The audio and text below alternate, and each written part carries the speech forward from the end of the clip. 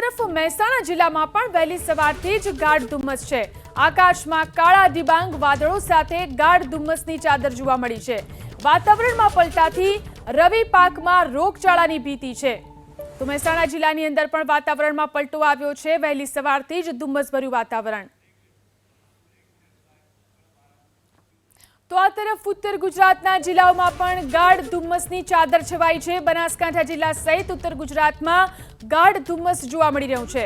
મોડી રાતના વરસાદથી ઉત્તર ગુજરાતમાં ઠંડીનું જોર વધ્યું। એરંડા, જીરું, ઈસબગુલના પાકમાં નુકસાન થઈ શકે છે, તો ઘઉં, બટાકા, રાયડો સહિતના પાકમાં પણ નુકસાન થઈ શકે છે।